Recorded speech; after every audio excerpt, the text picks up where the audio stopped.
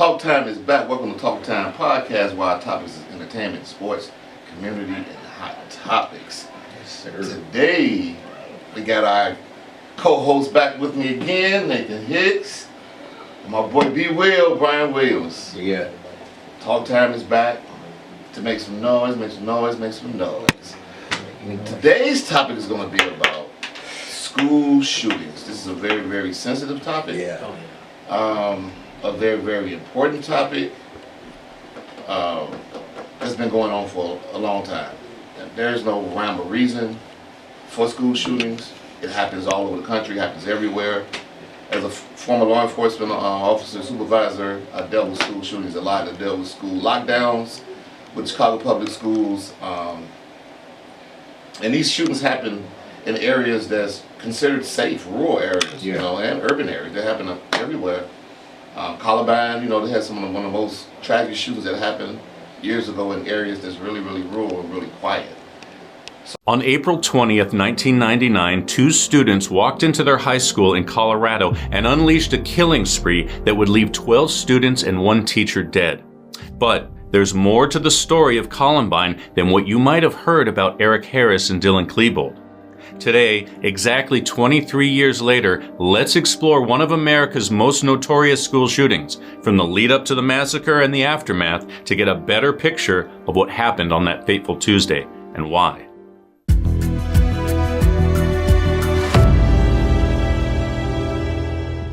I'm Chris, and this is True Crime Recaps.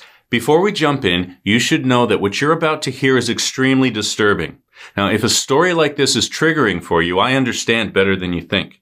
On a personal note, I was at the 2017 Las Vegas Festival shooting, the deadliest mass shooting in American history. I'm telling you that because I want you to understand how deeply we empathize with those who were affected by the Columbine tragedy. And like you, we wanted better answers to the who, why, and how something like that could have happened in a high school.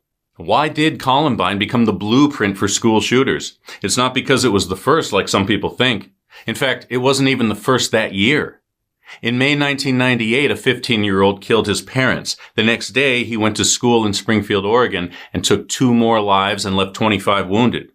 He was also wearing a trench coat, just like Eric Harris and Dylan Klebold would be 11 months later. The difference between the two shootings wasn't just the number of victims, it was the why. The Oregon shooter had been hearing voices for years. He thought Disney put a microchip in his head. He did what he did because the voices told him to. Eric and Dylan did it to inspire generations of killers after them, and tragically, they did. No one in the quiet suburb of Littleton, Colorado was prepared for the scale of it. Because of that, some victims were left to fend for themselves inside the school for almost an hour after the first shots were fired. The massacre was plotted and planned for almost a year. The killers recorded themselves discussing who should get the movie rights, Spielberg or Tarantino. They bragged about the torment they would unleash and laughed about the PTSD the survivors would have to endure because of them. They sketched out floor plans of the school and marked up times and places where the most people would be gathered, and by their calculations, if they hit the cafeteria at 11:17 a.m., they could get the most victims. They ran drills and taped their target practices. The fact that more lives weren't lost is a testament to the bravery and quick thinking of the Columbine staff and students. In the aftermath of that day, the story of why it happened would bend and change, and you've probably heard that Eric and Dylan were bullied mercilessly. Then they snapped. Well, that wasn't exactly true. If you dig a little deeper, you get a different picture. A picture of 2 teenagers from good homes with a circle of friends at school. And these 2 guys weren't vulnerable bully bait, but something closer to the bullies themselves. In the fall of their senior year, they threw in with a clique known as the Trenchcoat Mafia. Now, the name pretty much says it all. It was a group of about 10 antisocial kids who wore long black trench coats year-round. They were the ones who didn't fit the mold of the stereotypical all-American teen. But Eric and Dylan didn't really fit in with them either. For one thing, according to writer Dave Cullen, people thought they were nicer. They were more social. They had friends and other cliques. They weren't as radical, or so it seemed. The summer before their senior year, they got a job at a local pizza place. Eric was such a model employee, he was promoted to shift manager. But, as fate would have it, One of the trench coat guys worked there too, and the three of them formed a friendship. It's easy to see why. Eric and Dylan liked the FU attitude the trench coat group gave off. At school, Dave Cullen reported that they started identifying as pro-Nazi, idolizing Hitler. And some sources speculate they chose April 20th to attack because it was Adolf Hitler's birthday. Dylan was especially racist and loud about it. Eric was less racist, but more fascinated by the idea of genocide.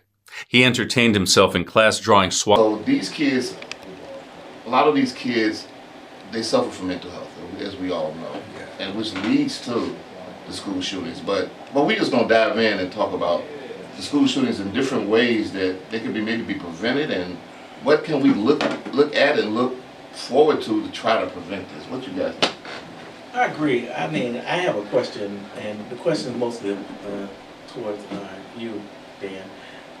As a formal sergeant and lieutenant, can you speak on to where are these guns coming from? Because I'm sure our viewers out there would like to have some insight of understanding how are our kids getting a hold to guns. Are they just coming from the homes, or they're coming from the community, or they're coming from the gun stores? How would you speak on that in regards to that? And how do parents try to keep their kids safe from this? Yeah, when you think about the school shootings, that's like more, not the urban ones, rural, like Columbine, places like that. Those guns be purchased legally a lot of times. And they get them from, if it's a kid that does the shooting, because they've been bullied or they suffer from mental health, a lot of times they get the gun from their parents. They get it from the parents' household or uncle household, something like that. Because the Second Amendment allows people to buy weapons, right? Right. So that's one way that the school shootings happen. And not to discriminate racially, but when Caucasians engage with school shootings of some sort, it's normally because they got the gun legally, for the most part. A kid got to obtain the gun some type of way. Or a young adult got the weapon some type of way. They wouldn't purchase these guns. Because you buy a weapon and you get like 72 hours of grace period or something like that before you can actually buy the weapon when you order it, right? So, and then of course in the inner city, wow, it's a host of ways that they get these guns. They're sold illegally. They're not purchased legally at all. Okay. Straw purchases that these kids get a hold of these guns just so easily, and they obtain it so easily, goes beyond words. They get them from freight trains. They get them from people just sell them, and then law enforcement, we even trying to figure out where these guns are coming from. That's when you have ATF. Alcohol, tobacco, firearm, their jobs is to really dive into these firearms. So I got my feelings about it, my reservations about it. I feel like these guns are obtainable because they want them to be obtainable. Okay. And I think I can agree with you on that. I can speak for some of the viewers. They may say, I believe that they're put there on purpose. Man. And, I just wanted to bring up the topic because I know that would be one of the questions that people have, where are they coming from? And like you said, in the rural areas, I can see how those guns come about. Most of them are purchased legally. But like you said, we have kids that are being bullied. All they want to do is just go home and get their parents' gun, come back up to the school. Yeah. So I can see that. Now, at this point, are the kids, who do you hold liable for that? In that instance, do you hold the parents liable or do you hold the child liable? Talking about the rural? In the rural area, not in the city, not in the inner city. That's a whole nother. That's most definitely parental. That's parental. They're liable for that, and they should be charged for it. Okay, now will they be charged as being charged as a murder, or would they be charged as an accessory? Well, more so negligence. Negligence. Okay. It's the homicide. They won't be charged for the homicide, but they'll be charged for negligence. Okay. Allowing easily accessibility to their weapons. So yeah. Okay, I can see that. So how do we, again, because these shootings are, well, I'm 57, y'all 96 and stuff. You put them two together. Yeah. So how do you combat not just the purchase of the guns, but how do you combat the accessibility of these kids with these young people with these guns? Because it's rampant. It's so crazy that you know, that these little kids are like 11 and 12, you know, they're on social media, Yeah.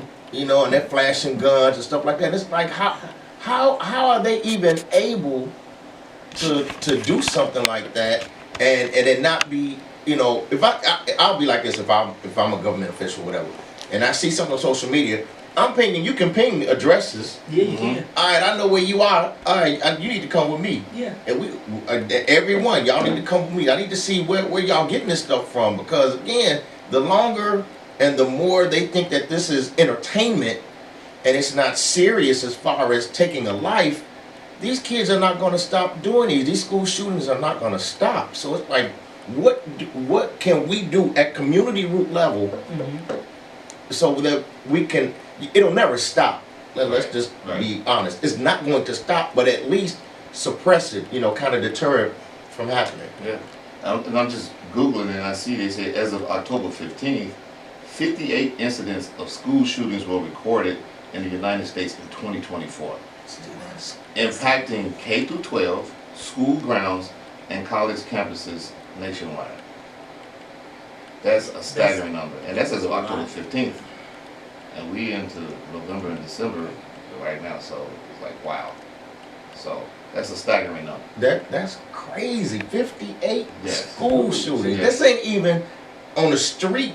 Yes. On the street, you know. This is at schools. With like, you know, how do we get, you know, teachers to want to teach? You know what I'm saying? Other children that really want to learn. How do we, you know, suppress that or make them feel safe? You know, what can the government or at least the city or community officials do to help curb that? It's kind of hard in a way because you do have the Second Amendment. Yes. And that Second Amendment prohibits a lot. Mm-hmm. And it keeps their hands tied behind their back. Unfortunately, it's like, you know, we fight for the wrong things. We fight to prevent,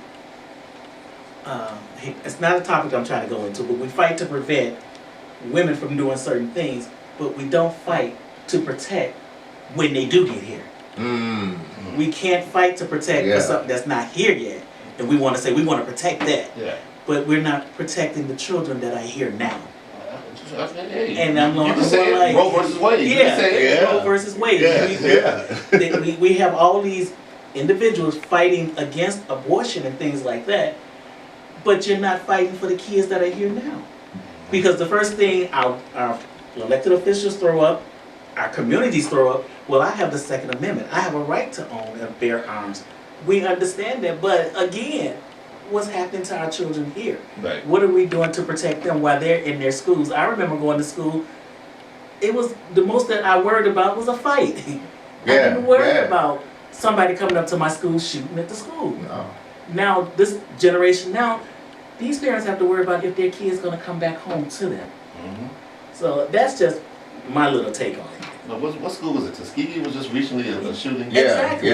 And You send them off and to I saw the college. video, and think about it if you're a parent and you send your kid to this prestigious university. If you think about Tuskegee, you think about Tuskegee Airmen. First thing Yes. on my mind. Yeah. Yes. And this shooting, the weapons Yeah. were rapid fire, were Yes. automatic weapons. These are weapons that I've never owned as a 31-year law enforcement officer. I've never even shot one of these weapons before. I shot a rifle before, this a shotgun. But my God, but the fact they have access to that type of weapon, I've never even heard shootings like that before. Yeah. You know, it's just scary. But it's, again, then you have to go back what they said. Is this something that the government is allowing to happen? Because nothing can happen without the watchful eye of Big Brother. Let's just Yeah. be, Absolutely. let's just be I real. agree. Absolutely. So we can't say that these weapons aren't out here and nobody knows where the shipment is coming from. Right. Exactly. You know what I'm saying? Somebody knows or people know, but is it more of a financial gain Yeah. to the entrepreneurs of America? I'll say that. Yes. Without saying any names. Right, without saying that, is it more advantageous and financially needed, I guess, for them to bring in, weapons And because death is, let me say this, death is a big financial gain. Oh, yeah, you got Oh, funeral yeah. homes, you got- Yes. Death is money. So is it that they don't care? Because again, it's about money. Mhm. It's not about the actual lives, because people are gonna reproduce, so there's always gonna be people here. Yeah, That's gonna happen. it's gonna happen. So it's like, do they even really care? Which again, we have to start raising individuals from community level to get to the higher level that actually care about community, so that we can start to combat some of these things that are happening, and it not be just about the money. Not about the money, exactly. And I can say as a non-for-profit leader, and then I started an organization called Bridging Communities Together. And one of the things that Bridging Community Together is going to tackle is active shooters, you know, in schools and churches, et cetera, et cetera. So hit me up, community, if you're interested in being a part of this movement, because I want to dive in deeper with this situation. I want to help provide safety for our community, not just in Chicago.